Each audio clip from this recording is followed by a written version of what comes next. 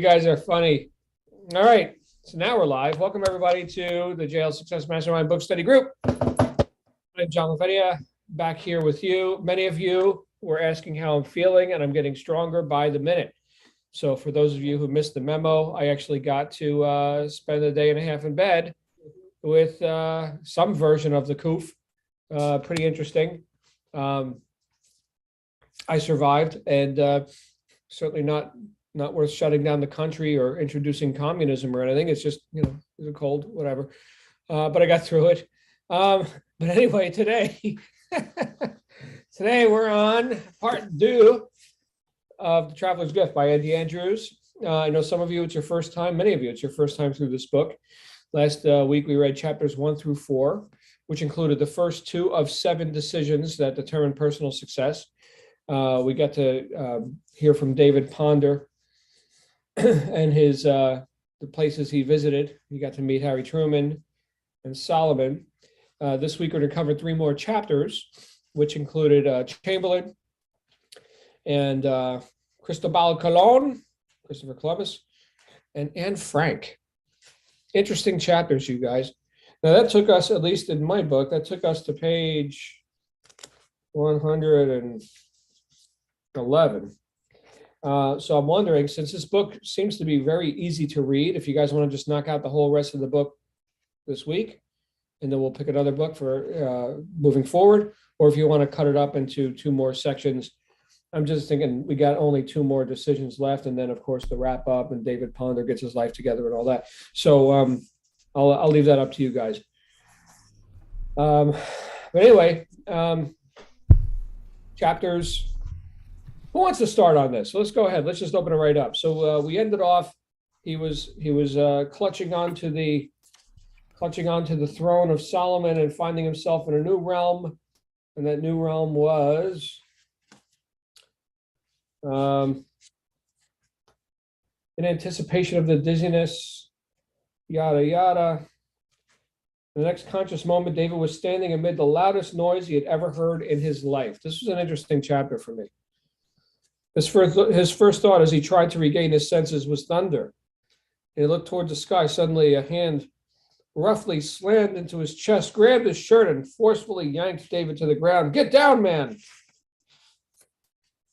Pretty interesting chapter. Well, who's got some thoughts on Chamberlain of the 20th Maine, and the decision? What was his decision? I do. I have some. Oh, good. Hi, Virginia.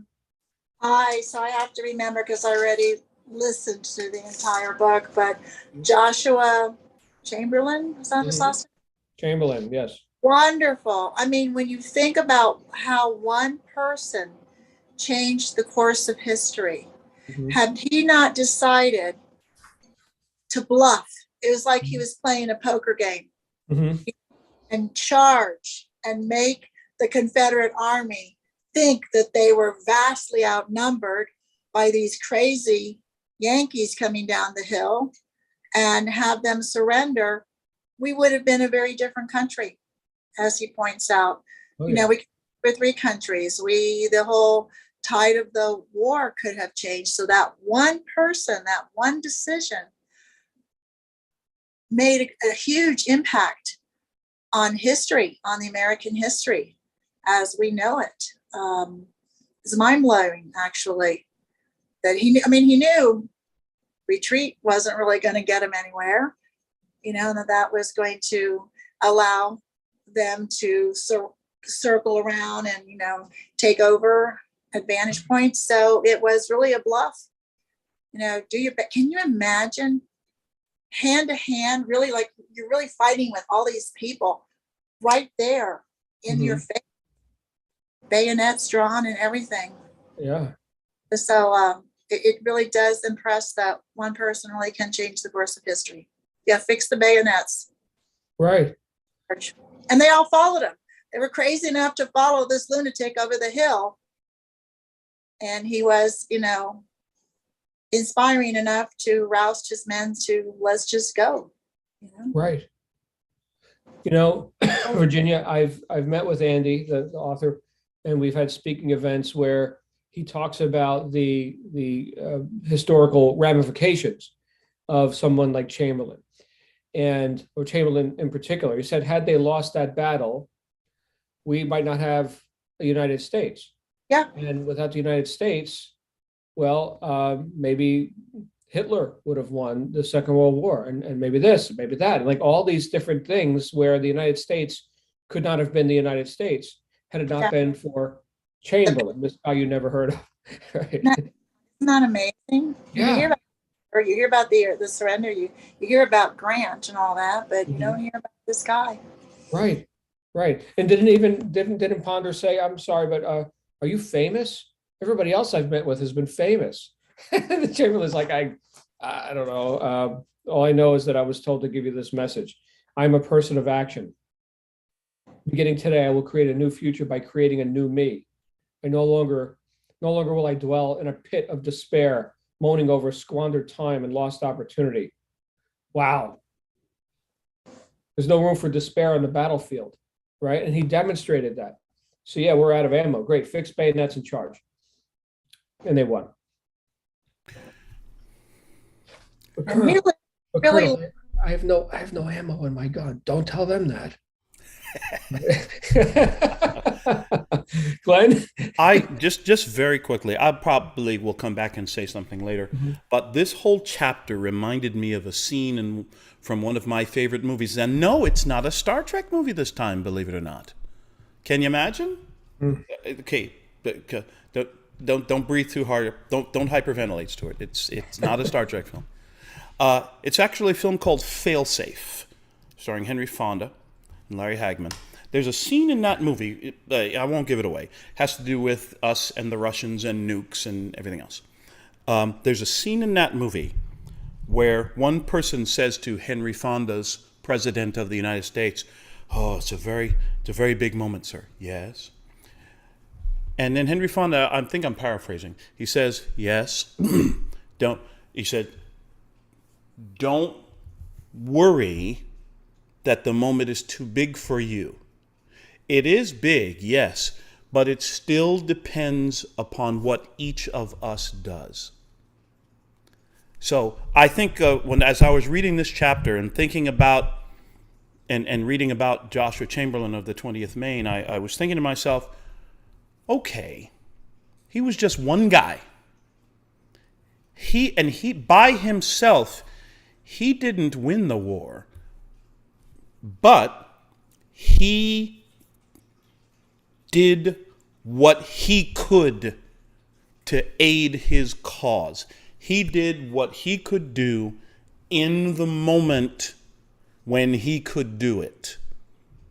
And none of us knows, none of us knows what's coming around the corner. None of us can see into the future and predict what will be all the consequences of our actions.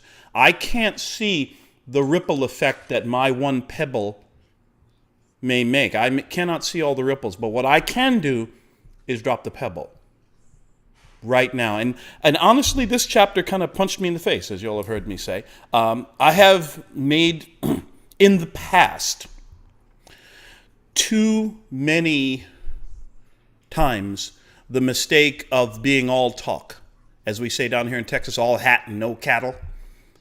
I've always been a good one. I've been a good one for running my mouth, and sometimes not so good for fixed bayonets. Let's go, right? Is it there? Okay, here comes the Star Trek thing. There's the Klingon saying, "Perhaps today is a good day to die." Let's go. Charge. Take action. Ready, fire, aim. Yeah, take action. Back to you, John. Well, Glenn, for you to be able to admit that openly, well, that's profound, right? Because a lot of times, and for people who are new to the group, you'll find that we are all very, very candid with each other here. As the guy whose name is on the shingle outside, I can tell you that despite the fact that I wrote the book on personal integrity, that doesn't mean I've perfected it. I know. What is this saying? I'm attempting to be less wrong with each passing year. Less wrong. Okay. Yeah. So Glenn, thank you. Thank you for that. And look, here's the other thing I got out of this chapter. So putting it in perspective, here's David Ponder, whose life is a mess because of the corporate situation and whatever. And here he is on the battlefield with piles of body parts and cannon fire and everything else. And here's a guy who's like, fix bayonets. Let's go. Charge. A great right wheel. Right? So how's that from perspective? Now we could say, well, if my back was right against the wall like that too, I had nothing else to lose. I'm going to die either way. So let's charge, right? What do? They sit there and hide behind the wall. Here's the rebel yell. They got reinforcements. I think that's the only thing he could do. So can we all look at ourselves and say, you know what? When it really comes down to it, right? When the necessity level is high enough, or when you don't have a plan B, are we not all people of action? Look, people who value entertainment above education don't make it into this conversation, right? So I think all of us are conscious enough to know that, yeah, we kind of are responsible. Not just that, we're able. We are very able people. So perhaps we've just been giving ourselves a little bit too much luxury of excuses and plan Bs and whatever. Now I've seen, excuse me, I've seen where people have dabbled. And I think this is another way to look at this chapter, where people have dabbled, and we could say, well, I'm taking action, right? What's the decision? I'm a person of action, right? All right, well, I've taken action, milk toast, half measures, and, spineless. I'll try a little bit. And then I've got 15 other things going. So maybe something will hook up. Right there, that's an indicator. So with what, maybe the decision should have been, I will take unreasonable action, right? I will go beyond reason, logic, comfort, right? Maybe that's the message here. I mean, after all, the example, there was nothing subtle about the example. Subtlety was completely gone in this chapter. So I think in that way, we can all get some interesting thoughts. Anybody else on this I am a person of action chapter? John, I liked the part, well, it's Napoleon Hill, really. Successful people make their decisions quickly and change their minds slowly. Mm-hmm. Failures make their decisions slowly and change their minds quickly. My decisions come quickly and they lead to victory. There's so much truth in that. I mean, how many times have I made my mind up slowly and then changing it constantly? And we have to focus and just become that person that we want to be. Mm-hmm. Yeah. Yeah, there was a nice condensation of Napoleon Hill's chapter on decision right out of Think and Grow Rich, right?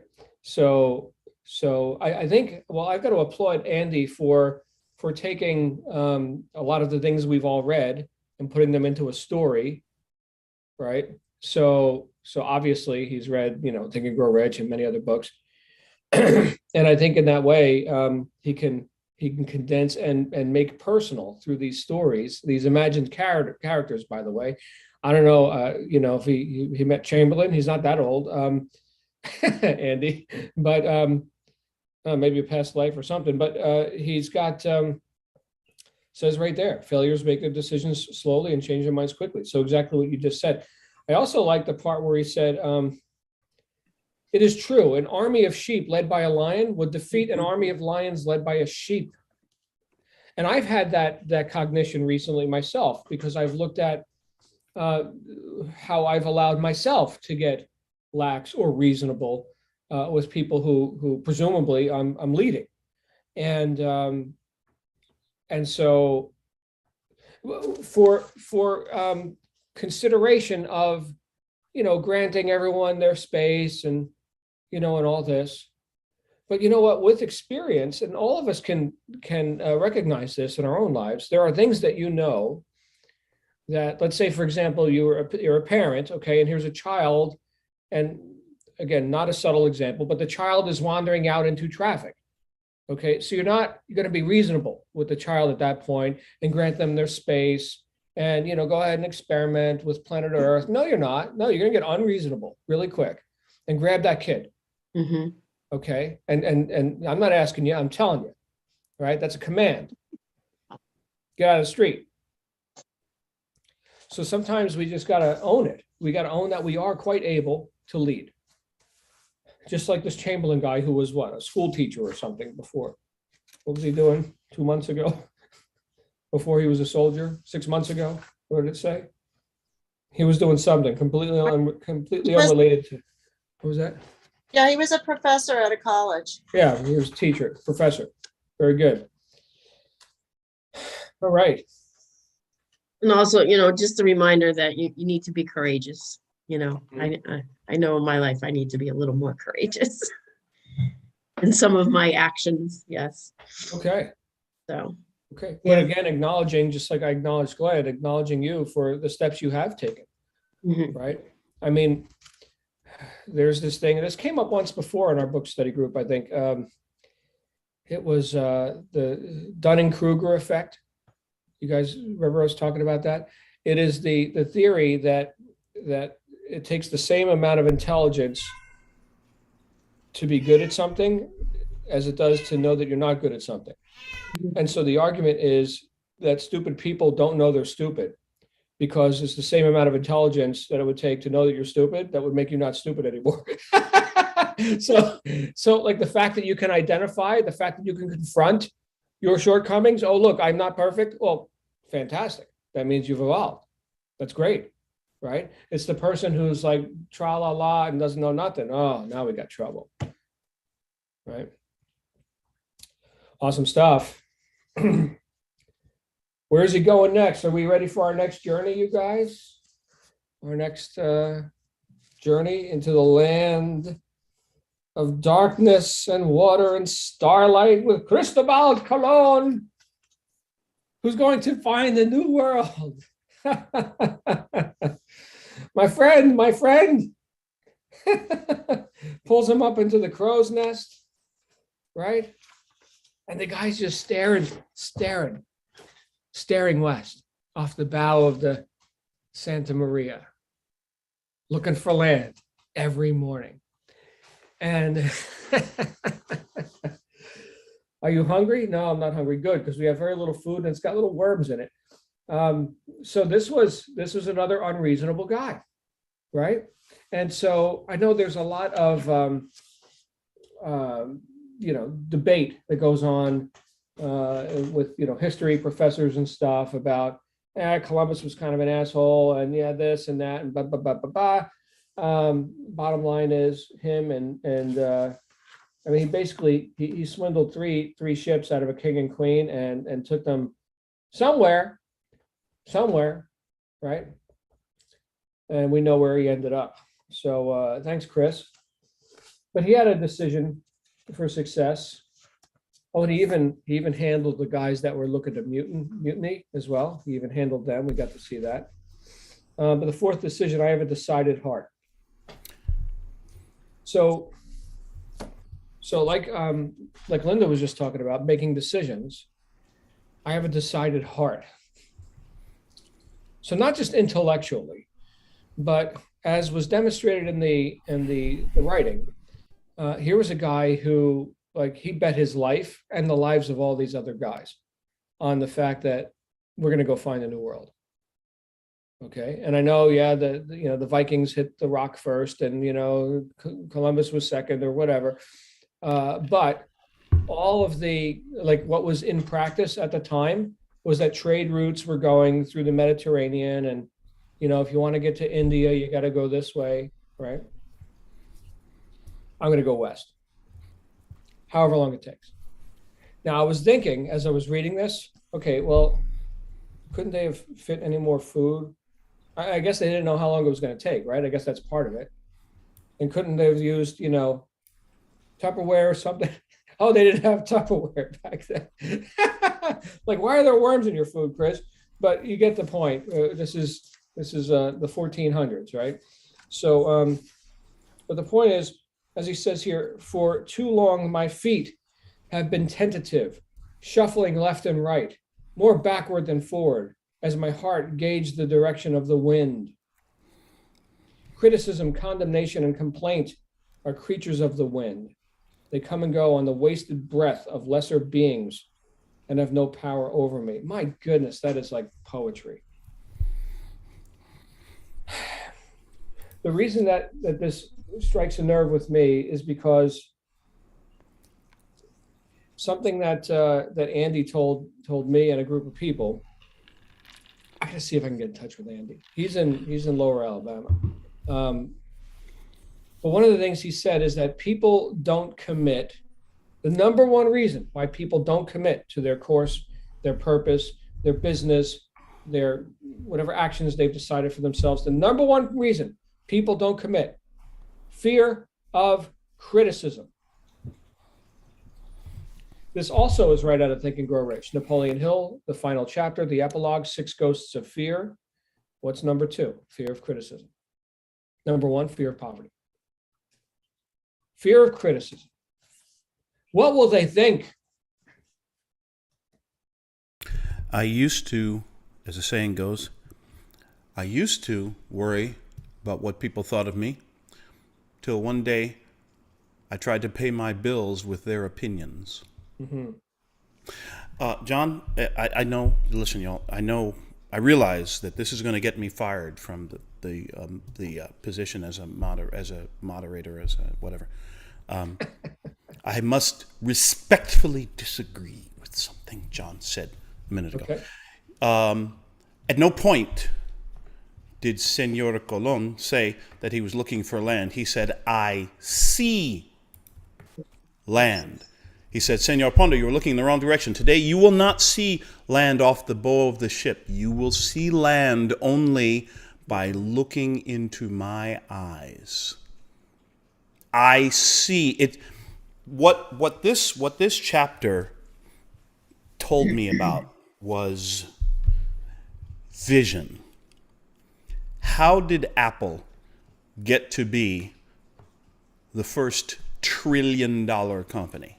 Very simple. Steve Jobs had a vision, and he cast his vision across the world. Whatever somebody thinks about Steve in one way, this, that, the other way, Steve Jobs had a vision, and he mobilized an entire company to see his vision, to see what he saw. The reason we're sitting here talking about this in large part is because Senor Cristobal Colon enlisted 3 ships of Spaniards to see what he saw. Even though it wasn't there, right?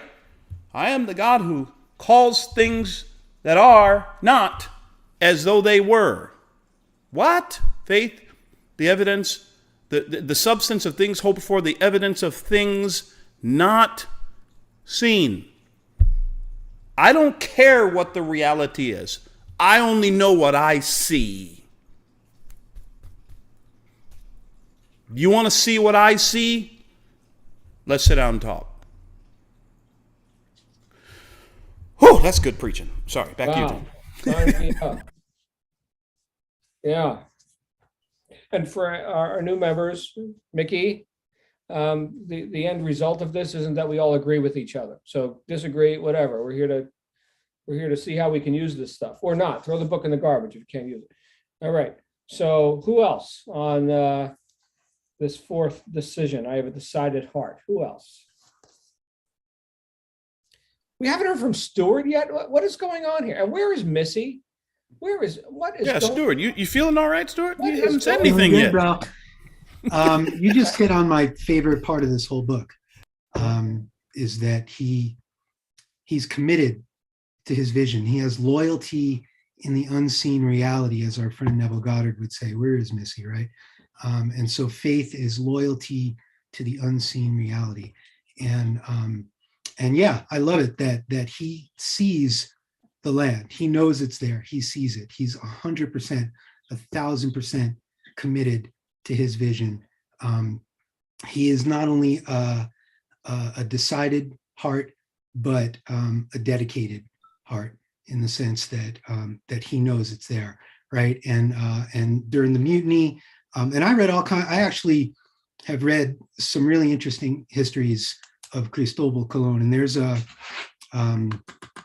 community. I mean, I live in New Mexico, right? And so Cristobal Colon is a revered hero around these parts, at least in some communities, right? And in other communities, they're taking down statues, right? And so I live in the land of conquisting, if you would.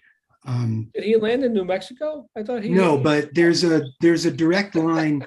There's a direct line from the voyages of Colon to a guy named Cabeza de Vaca, who maybe Glenn has heard about in Texas. And then he crash landed. Oh my God, he crashed. So here's a cool little thread. So Cabeza de Vaca voyage in 1528 after Columbus's 4 voyages, crash lands in Tampa Bay. Had the 3 ships. That was like standard issue kind of deal. They got shipwrecked. They tried to rebuild the ships, and then they crash land on or near what is now Galveston Island. And then they get taken as slaves by Galveston Bay tribes. And he's the first American, this guy. He's the first European to walk. He walks from literally Gulf of Mexico all the way across the southern United States. First guy to see, other than, of course, the indigenous people, the first European to see bison, elk, the Rocky Mountains, the Rio Grande, right? And they've retraced his route. Cabeza de Vaca is super cool. And he's like the Dances with Wolves of conquistadors. So he gets to Cortez in Mexico City, and through his journeys, he has developed a love and respect for the native people of North America. And when he gets to Mexico City, he sees the subjugation of the native people, and he tears Cortez a new one, and they send him back to Spain in irons after his several-year journey across. But he's the guy we all learn, like everything my teacher told me is a lie. That's, I think, one of my favorite books. But he's the guy that coins the term Indian. It's not because Columbus thought he was going to the West Indies or whatever it was. In Cabeza de Vaca's diaries, he talks about la gente que viven en Dios, the people that live with God, right? That's what Indian means, en Dios, right? Crazy stuff. I know, that gives me chills every time. But anyway, fascinating stuff. I actually read cool things about Colon, that he was actually related through marriage to the Portuguese royalty, and that he was actually like the first 007, that he was actually a double agent for Portugal. And the whole thing was to get Spain diverted from the eastern route to India. And so the whole thing was, he was going to say, go west. And nobody would listen to him. And he finally got Ferdinand and Isabella to commission his ships. And of course, he went on this amazing adventure and all kinds of cool stuff. But then Vasco, it was about stalling until Portugal could get under the Cape of Good Hope and get over to India and actually connect that trade route. Because as you know, in the 1400s, right, the Moors were occupying Spain, and the trade routes were all cut off. Super interesting stuff. Yeah, read up on Columbus and how he was a double agent for the Portuguese. Pretty interesting. Then, of course, in the late 1400s, not only 2 things happened in 1492, right? One was Columbus's first expedition. The other was the expulsion order of the Jews from Spain during the Inquisition, right? And there's this whole history that Columbus was actually a Portuguese Jew, and that he was only partially financed by Ferdinand and Isabella. The rest of his financing came from the merchants in Amsterdam, who were all the Jews that fled all the other countries in Europe. Really, again, fascinating stuff. There's a whole book called Jewish Pirates of the Caribbean. Hilarious, fantastic, super cool book. And it's all about how not only was he looking for a new world, but he was actually commissioned to try and find a safe haven for the European Jews that were all getting expelled out of Spain and things like that. Super fascinating. But yeah, I read stuff like he falsified his ship logs because the fact that his crew was mutinous was very, very real, right? I mean, they were very scared, and he didn't want them to know like how far they had gone, and so he like falsified logs. Very interesting stuff. Kind of like the Chamberlain story, where like they come to him and they're like, "Okay, sir, it seems lost. Should we raise the right flag?" And he's like, "Fix the bayonets." And they're like, "Excuse me." And the same thing with Columbus's guys, right? They're like, "No, we need to turn around and go back." And he's like, "You know what? We don't have enough food to go back. We have to go forward, right? The only way through is forward." And so again, say what you want about Cologne, definitely a controversial figure in many circles. And was he a good guy? Was he a bad guy? Maybe a little both, or whatever. But the reality is that his dedication to his vision, like Glenn was saying, is really what I give him massive props for.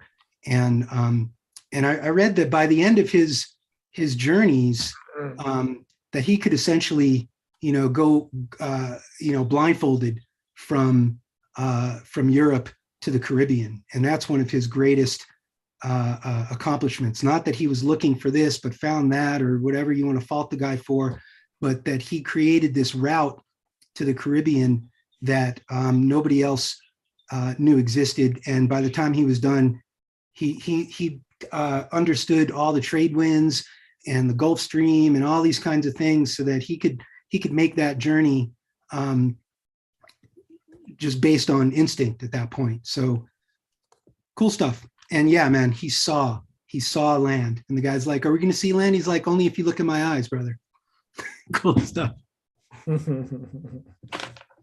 Now, how many of us would follow a guy like that? That's an interesting consideration, right? So yeah, you'll see land when you look in my eyes. Ooh, well, I suppose there's plenty of people that do the whole blind faith thing, right? And Stuart, maybe wasn't his crew mostly like criminals and stuff? Like he grabbed these guys out of prison? I think that was part of it. And again, the other part were Jewish merchants that were fleeing the Inquisition. And so, yeah, fascinating history. But yeah, I think for the most part, when you think about these voyages and the expeditions, there's only a certain, a couple of different personality types that are going to hop on a ship like that and venture out into the unknown, right? And it's either adventurers, criminals, people looking to get away from something, right? Yeah. Now, I've heard of help wanted ads where it was something very purposeful, like a mission, and part of the ad was like, long hours, low pay, difficult conditions, right? Inquire at such and such, phone number, and like they get tons of responses. So there are people that want to go on an adventure, So, well, that's why they used to Shanghai people, right? They would just kidnap people and throw them on a boat, and you wake up in the morning, you're out at sea, and that was it. Wow. Well, there you go. Anybody else on the fourth decision? I have a decided heart. Moving on. Our final adventure for the week. This one was a bit of a tearjerker, I think. So he shows up in the dark room where everyone has to be quiet because there's something knocking on the walls outside, trying to figure out who's in there. Is there anybody in there? He appears before right there in this Jewish family hiding from the Nazis. And there's Anne Frank. And she's so excited to see him. she knew he was coming, of course, and she prepared the little write-up for him.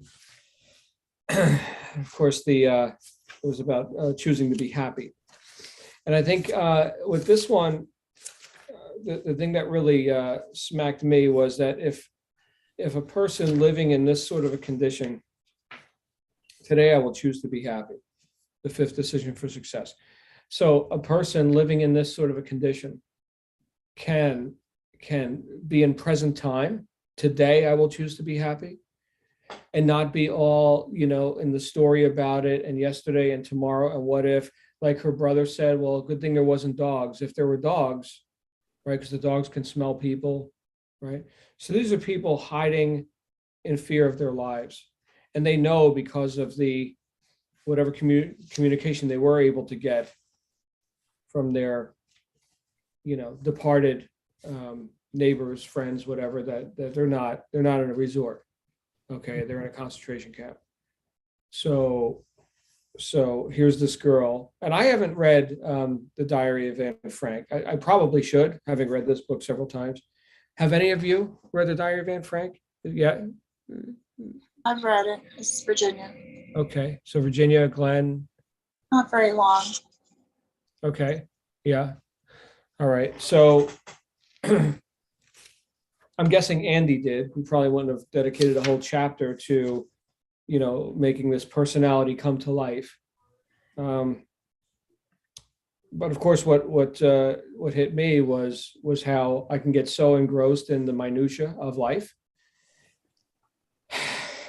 And like we've talked about several times this week in our general sessions, being grateful and appreciative of my abilities, all that I have, all that I'm able to create, the whole, I'd say, unfair advantage that we've all been blessed with. If we're here we are, sheltered, fed, internet, right?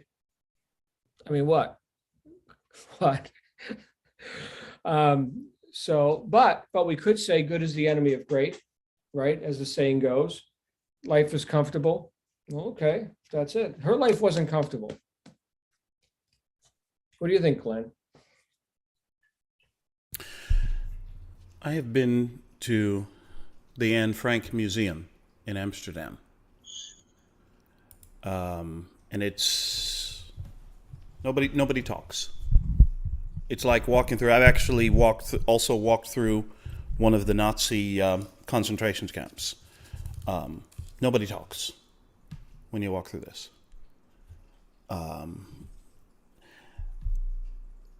What struck me with this chapter is the realization that, please, my friends, hear this.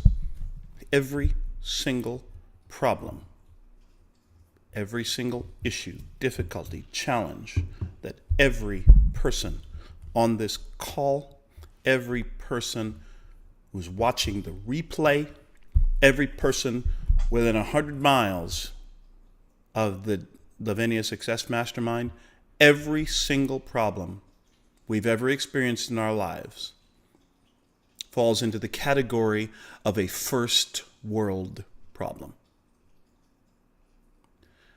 We don't know. You'll have to censor this tomorrow, John. You and I don't know shit about problems.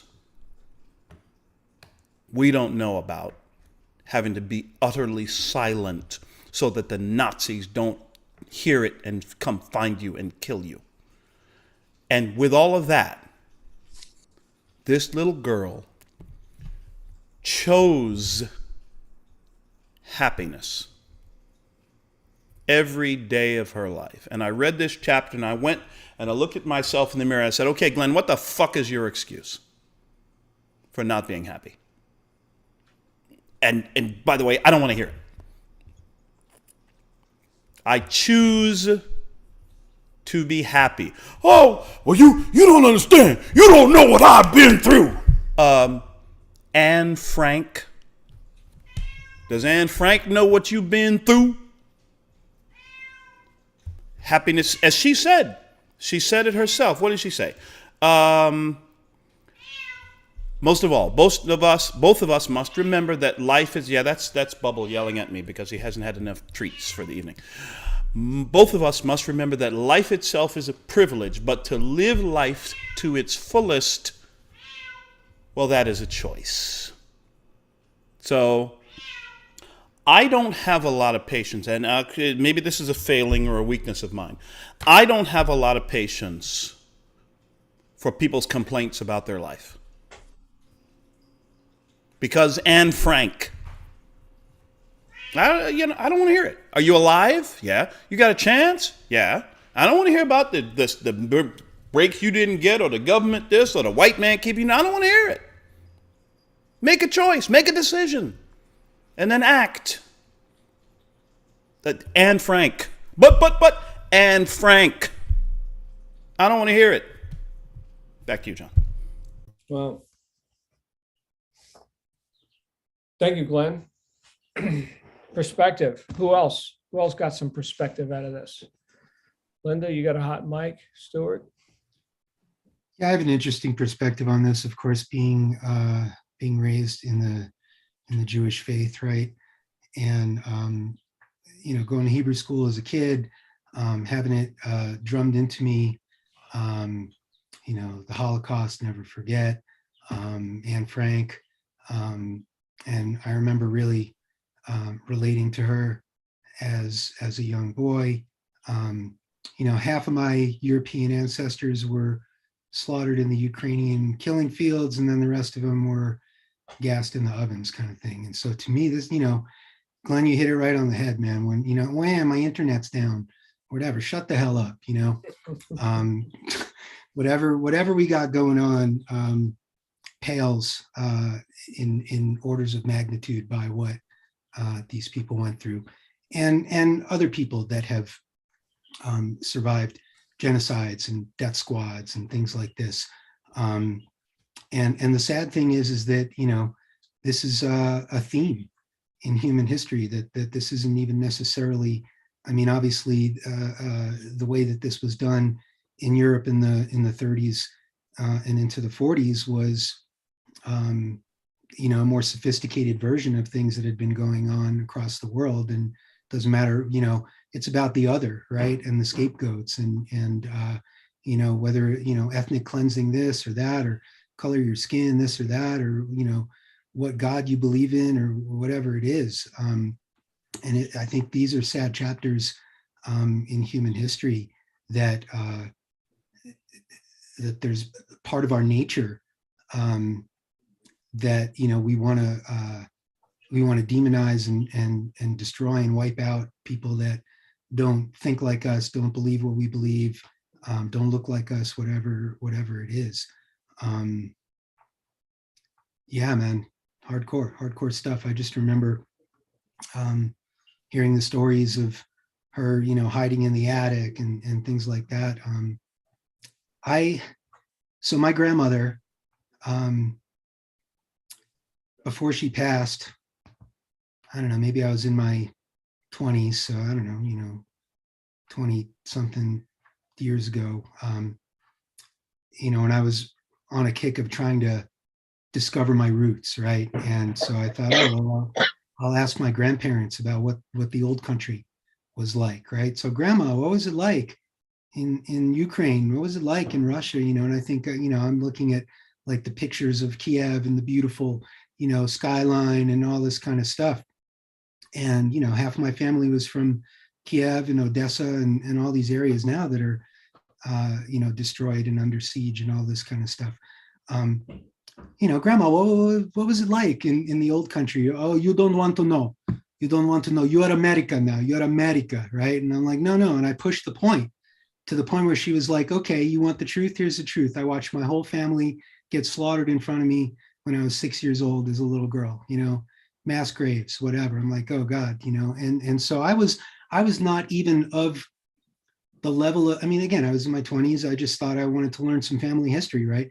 And I was not even of the level of awareness that these horrible things had taken place, even in my own family tree, right? And of course, I knew about Hitler and World War II and all this kind of stuff. But there's a whole other chapters that happened in World War One and Lenin and the Cossacks and the Death Squad, whatever, man. This stuff goes all around the world, and it's so insane that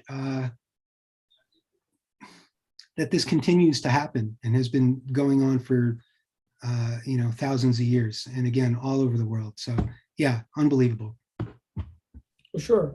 Communism has killed over 100 million people in the 20th century alone. So, while we can point to, this instance with Nazis and this, that was actually a smaller deal compared to, I'll tell you one thing that all of these oppressed groups had in common is they were all disarmed. All of them, disarmed.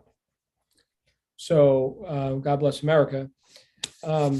And we have, but back to the main point of the book, of this chapter, is that we've got the ability to have gratitude. And I remember, again, I'll quote Andy Andrews. I remember him saying from stage, where, now you may not be able to just turn on, all right, I'm happy, let me be happy. But you can choose to be grateful. So there's the on-ramp. All right, what can you be grateful for? So now you're less unhappy. All right, you keep focusing on things like Paul said in the Bible, these things of good report. Think on these things. Well, when you validate, you get more of that. So what's good? What's right? What does work? And in this case, it's kind of a dark chapter to end on. Okay, but we got the message. So thank you. And actually, John, I'm doing. Oh my God, I am so fired, y'all. I am so fired. All right, you're fired. I have to disagree with you again. This is not a dark chapter. Today, I will choose to be happy. Today, I choose happiness. Well, we're just talking about concentration camps. Yes, I know. Million dead. So that's. But even then, Viktor Frankl, Okay. Man's Search for Meaning. That might be an interesting. Never mind. We can read that. We can put it on our reading list. That's fine. We could do that. I was thinking of Proctor's book next. The Brits are already reading Proctor's book, so we might go down that road next. But okay, Glenn, you can disagree with me. Is there anything else you'd like to take up with me right now, Glenn? Come on. Come on. Oh, singing okay. bitch. What else? You got a problem with? Hey, let me jump. Let me You know, jump back. you know the rule. You know the number one rule about holes. You know the number one rule about holes. When you fall into one, stop digging. Let me jump in for a quick second. I wanted to also mention there was a movie, maybe from the 80s, Roberto Benigni, Life is Beautiful, right? And it was about a father and a son in a concentration La camp. vita è bella. And the whole thing was about how this guy just makes it this magical experience for his kid with all this horrible misery and death and tragedy all around. So I think, John, thanks for kind of pulling it back, because that is really the thing. And Glenn too, choosing to be happy, right? And I think that starts with being grateful for what you have and acknowledging the blessings in your life. And every, the foundation of any personal development work or any kind of spiritual work starts with acknowledging and being happy and grateful for what you have. Mm-hmm. There you go. Something I was thinking when I was reading that part of the book is that there is such freedom in owning your joy. You're not giving power to anybody. Anne did not give any power to the Nazis or anybody who would have a negative influence, or maybe the memories that she had of other people having more. She was so powerful, and because she did not give anybody else the authority or control to dampen her spirits, she could own that situation and choose joy. And there is no other way to be free than that. Mm-hmm. Mm-hmm. Beautiful. Thank you, Mickey. That's Mickey, everybody. Welcome, Mickey. The power of who I am is displayed when I smile. Little tip for everybody. If you're in sales, and who isn't, smile while you talk. Call it smiling and dialing. Smile while you talk, baby. The rest of the time you can be miserable, but while you're talking, smile. All right. Hey, Kat and your cat, good to see you both. Any other thoughts on these chapters here? Choose to be happy, decided heart. So far, my favorite chapter is the chapter around Anne Frank. There you go. Today, I choose to be happy. Good times. Well, we've got 2 more decisions and then the wrap up. I'm going to suggest there's only 90 pages left in this book, hardcover. I'm going to suggest we knock out, I mean, it's a really easy book to read, I think. You guys want to knock it out in 1 more week? Any opposed? I don't see any people going, no, screw you. No, okay, good. So we'll knock out these last 90 pages. And our next book shall be You Were Born Rich by Bob Proctor. So just so you know, go ahead and grab a copy of that if you don't already have one. You Were Born Rich? That's what we're reading next? You Were Born Rich by Bob Proctor. I heard that. So we're going to go ahead and wrap up Traveler's Gift next week, and then we'll dive into You Were Born Rich. Thank you, guys. Thank you and I'm seeing all of these. Virginia, I did not know that about your history of your dad. Where in the Czech Republic? Where in Czech, Virginia? I've been there a couple times. So in the former Czechoslovakia, Mm-hmm. is cornucopia. Mm-hmm. The Czech Republic is here now. You got Slavia. So Yes. the tail got sucked up by Ukraine Mm. when Slovakia got split up. So that tail, something called Doha, and so that's now somewhere up in the Ukraine. Okay. Don't get any birth record. It's probably written in a church somewhere. So anyway. Mhm. Great Wow. stuff. Great stuff, John. You know, I grew up in New Jersey, as I think you all know, and right down the street from my house was Enzo's Pizza. What does that have to do with anything? Well, Enzo, who made the best pizza in Brick Township, New Jersey, actually was a toss-up between Enzo and Vinny, but Enzo was walking distance.